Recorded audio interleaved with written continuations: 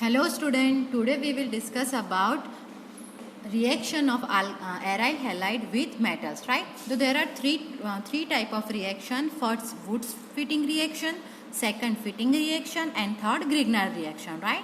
So in Woods fitting reaction, a mixture of an alkyl halide and aryl halide, right? Alkyl halide means Rx and aryl halide means ARX, right? And alkyl arene is formed, right? So when we mix alkyl halide or aryl halide, alkyl arene is formed, right? Alkyl arene means कि arene attached with alkyl group, right? Is called alkyl arene when treated with sodium and dry ether, right? For example, halogen, right? On benzene ring, मतलब कि aryl halide react with sodium. यहाँ पे mistake, हाँ, sodium in presence of dry ether and it react with Rx, right? मतलब कि alkyl halide. तो these R group attached with benzene ring, right? मतलब कि alkyl benzene is formed, right? And NaX is produced as a byproduct, right? Second reaction, fitting reaction, right?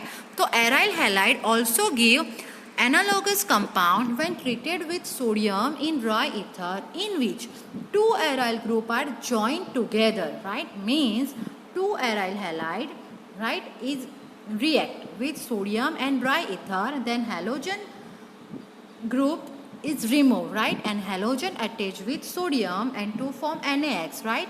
And 2 mole of aryl halide are used, right? And therefore two benzene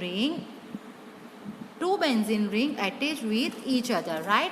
And to form diphenyl ring, okay? And next, Grignard reaction. So the reaction of aryl halide with magnesium in presence of dry ether give aryl magnesium halide, which is known as a Grignard reaction, right? हम लोगों ने क्या किया था, alkyl halide की reaction की थी, right? मतलब कि RX की रिएक्शन की थी Mg के साथ, तो क्या फॉर्म हो रहा था, RMgX फॉर्म हो रहा था, राइट? तो यहाँ पे हम लोग RX की जगह पे क्या यूज करेंगे, एराइल हैलाइड, राइट? तो magnesium attach with carbon, right? यहाँ पे कार्बन और हैलोजन, राइट? वो दोनों के बीच में क्या हो जाएगा, मैग्नीशियम अटैच हो जाएगा और क्या फॉर्म होगा, ग्रिग्नार्ड रिएजेंट फॉर्म होगा, राइट? तो ये रिएक्शन को हम लोग बोलते हैं Grignard reaction, right? Then next है स्टेट ऑफ वेरियस यूजेस, मतलब कि dichloromethane, trichloromethane, triiodomethane, tetrachloromethane and freon, ये सब के हमें यूजेस करने हैं, राइट? तो फर्स्ट ऑफ ऑल ये जो सब सब्सटेंस है वो कौन से सब्सटेंस है, तो वो है पॉली हैलोजन कंपाउंड, राइट? तो what is poly halogen compound, तो कि more than one halogen attach with carbon, right? जब एक हैलोजन से ज़्यादा हैलोजन कंपाउंड अटैच होते हैं कार्बन के साथ या तो फिर अल्केन के साथ या एरीन के साथ, तो क्या फॉर्म होता है, पॉली हैलोजन कंपाउंड, राइट? तो in this chapter we have discuss about various poly halogen compound, right? उसके यूजेस पढ़ेंगे पहले और फिर उससे जो प्रॉब्लम्स होती है, राइट, उसके बारे में हम लोग पढ़ेंगे. तो फर्स्ट है यूज ऑफ डाइक्लोरोमीथेन. तो it is use as a propellant in a aerosol and as a process solvent in the manufacturing of drugs. It is also used as a metal cleaning and a finishing solvent. Second trichloromethane, मतलब trichloromethane CHCl3, second name क्या है उसका, chloroform. And chloroform is employ as a solvent for fats, oils, alkaloids, iodine and other substance. The major use of chloroform is in the production of refrigerant Freon R22, right? It was once used as a general anesthesia in a surgery, but now has been replaced by a less toxic, safer anesthetic such as ether, right? Triiodo, then next है triiodomethane, right? ट्राईआयोडो मतलब कि I3 और methane मतलब कि CH. It was used earlier as an antiseptic, but the antiseptic properties are due to liberation of iodine and not due to iodoform itself, right? मतलब कि यहाँ पे when जब हम लोग ट्राई आयोडोमीथेन यूज़ करते हैं ना, तो वो उसका यूज़ हम लोग कहाँ पे करते हैं, तो कि एंटीसेप्टिक प्रॉपर्टी में, राइट? तो ये जो एंटीसेप्टिक प्रॉपर्टीज़ है वो किसकी वजह से है, तो कि ट्राई आयोडोमीथेन में से आयोडीन जनरेट होता है उसकी वजह से, right? Due to its objectionable smell it has been replace by other formulation containing iodine, right? मतलब कि इसकी जगह पे हम लोग किसका यूज़ करते हैं, अदर आयोडीन कंटेनिंग कंपाउंड का हम लोग यूज़ करते हैं, right?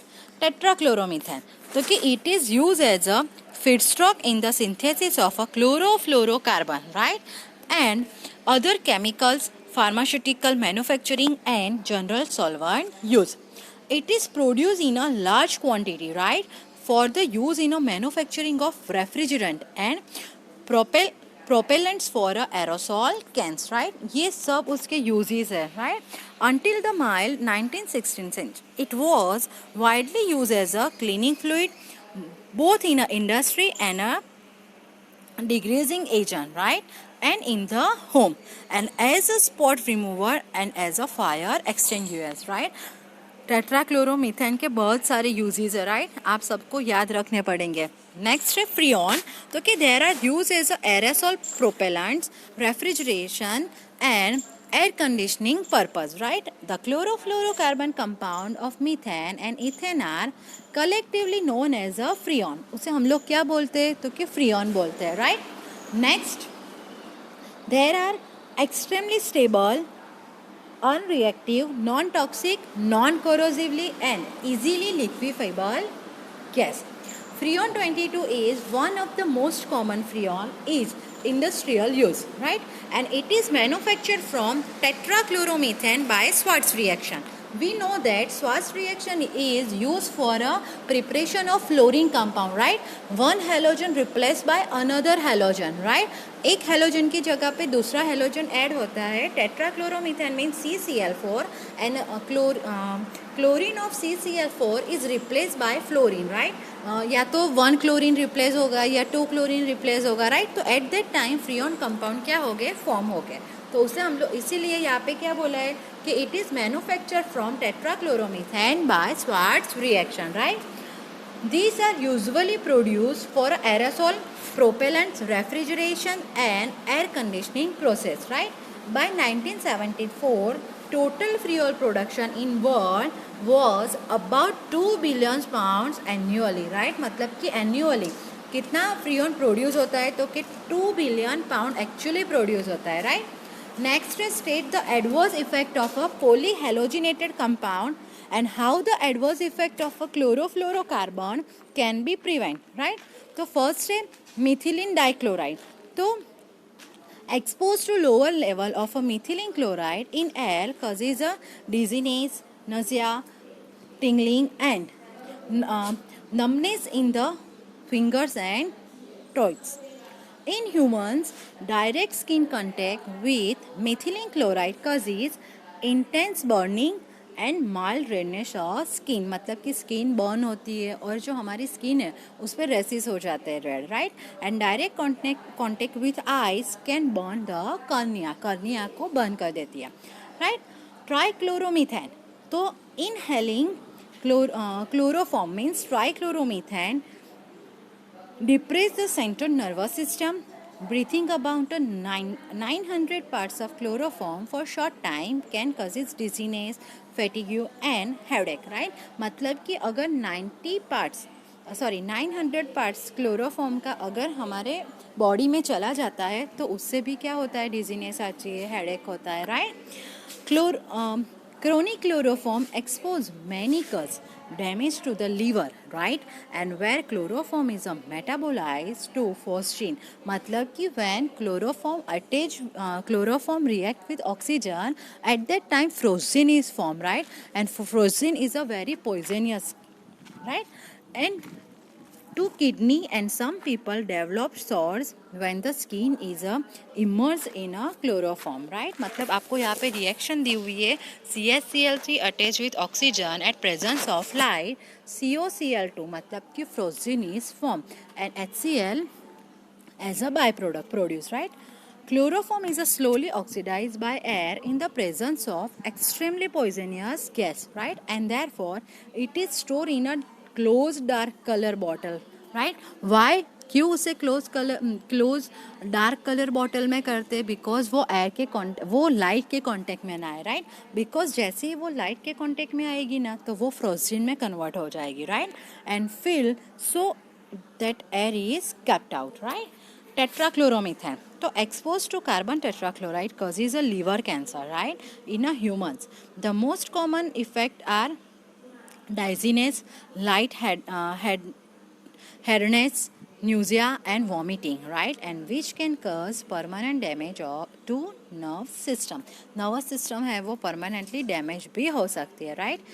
In several cases, the carbon tetrachloride leads rapidly to stupor, coma, unconsciousness, or death, right?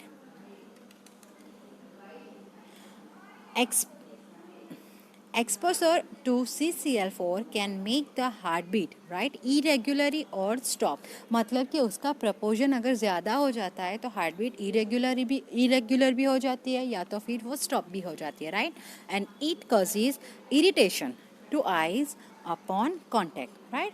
When CCl4 is released into the air, it rises to the atmosphere and depicted to ozone layer. उससे क्या होता है? Ozone layer में डिपेक्शन होता है, right? Deflection होता है और डिप्लेक्शन की वजह से जो सनलाइट है वो सनलाइट क्या होगी? कांटेक्ट डायरेक्टली हमारी स्किन से कांटेक्ट करेगी, right? And deflection is ozone layer is ability is believed to increase a human exposure to ultraviolet rays and leading to increasing skin cancer, eyes disease and disorders and possibility disruption of the immune system. Immunity system है उसको भी उसकी वजह से क्या होती है? Effect होती है, right? Next, freon. In stratosphere, the freon is able to initiate the radical chain reaction and that can upset the neutral ozone balance. Prevention of adverse effect of chlorofluorocarbon, right? So CFCs are highly stable and non-toxic gas, right? And they are also non-reactive, right? And with the ozone, they initiate the chemical chain reaction and disturb the natural balance of the ozone layer, right? मतलब जब वो ozone layer के साथ ozone के साथ contact में आएगी तो उसकी वजह से क्या होगा? तो कि जो नेचुरली बैलेंस था ओजोन लेयर में वो क्या हो जाएगा? डिस्टर्ब हो जाएगा, right? And if the ozone layer is thinned out, the UV rays reach to the earth and which is harmful for the flora and fauna. And it is recommended that CFC of a refrigerator is replaced by some other compound. तो उसकी वजह से हम लोग CFC की जगह पे other compound का क्या करते हैं? यूज़ करते हैं इन रेफ्रिजरेटर में, ओके? और लास्ट हमारा है DDT. DDT मतलब कि उसका फुल फॉर्म क्या है? PP dichloro diphenyl trichloromethane, right? ये हमारे DDT का स्ट्रक्चर है. Ethane, right? Not methane. हाँ, इथेन मतलब कि 2 कार्बन, ट्राइक्लोरो मतलब कि 3 क्लोरीन, देन डाइफिनाइल मतलब कि 1 कार्बन के साथ दो phenyl ring and PP dash, right? एक की पैरा पोजीशन को P बोलते हैं और दूसरे की पैरा पोजीशन को P डैश. तो PP डैश पे क्या है? क्लोरीन है, right? DDT the first chlorinated organic insecticide was originally prepared in 1873, right? But it was not until 1939 that Paul Muller of Gigi Pharmaceutical in Switzerland discovered the effectiveness of DDT as an insecticide, right? Paul Muller was awarded the Nobel Prize in Medicine and Physiological in 1948 for his discovery, right? It is prepared by condensation of a chloral with a chlorobenzene in presence of a sulfuric acid, right? उसे prepare कैसे करते हैं, right? तो यहाँ पे बोला है कि हम लोग क्या करेंगे तो कि condensation of chloral, right? Chloral को हम क्लोरोबेंजीन के साथ रिएक्शन करेंगे in presence of sulphuric acid, तो क्या मिलेगा? DDT. DDT is a powerful insecticide. It is very effective against the mosquito that spread malaria and like the carries typhus, right? Many species of insecticides many species of insect develop resistance to DDT, and it has high toxicity towards fish, right? And it is chemically stable and fat soluble, right? It is not readily metabolized by animal. Animal उसे easily metabolize नहीं कर सकते, right? And it's stored in a fat tissues. वो fat जो tissues है उसमें fat में store हो जाता है, right? And if ingestion continues is a steady rate, मतलब कि अगर वो कंटिन्यूसली हमारे मतलब कि एनिमल के बॉडी में एंटर हो रहा है तो उस टाइम पे क्या होगा, DDT billed up within the animal over time, वो एनिमल में ओवर टाइम रहता ही है, right? And the use of DDT was banned in the United States in 1973, and although it is still in use in some other parts of the world, right? World में कुछ कुछ जगह पे DDT का use होता है, right? लेकिन वो बैंडेड है, राइट? हम उसका यूज़ नहीं कर सकते। तो यहाँ पे आपका चैप्टर नंबर 10 कंप्लीट हो गया, राइट? अब हम लोग नेक्स्ट लेक्चर में मिलेंगे हमारे न्यू चैप्टर के साथ। Okay, thank you.